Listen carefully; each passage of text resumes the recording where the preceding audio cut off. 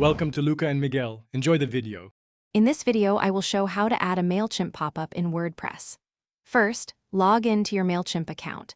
From your dashboard, locate and click on Audience, then select Sign Up Forms.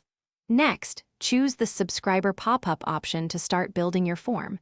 You will then select the specific audience or email list where new subscribers will be added. This initial setup ensures your pop-up is connected to the correct Mailchimp list. Now it's time to design your pop-up. Mailchimp offers a builder where you can customize the form's appearance.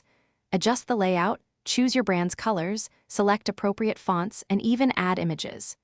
You can also easily add or remove form fields, such as first name, last name, or phone number, to collect the information you need.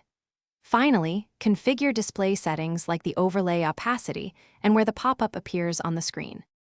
Once your pop-up design is complete, you will generate a unique code snippet from Mailchimp. Next, log into your WordPress dashboard.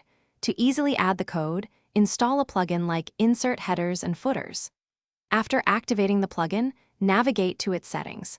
Paste the entire Mailchimp code into the headers section of your website.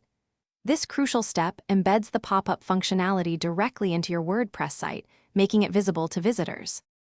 After embedding the code, visit your website to preview the pop-up and ensure it displays as intended. You can return to Mailchimp to adjust display settings, such as setting a time delay of 5 seconds before the pop-up appears, or triggering it after a visitor scrolls down 50% of the page. Continuously monitor your pop-up's performance and refine its design or targeting options to maximize subscriber conversions and enhance user experience. Thanks for watching and please subscribe. It's the best investment you'll ever make.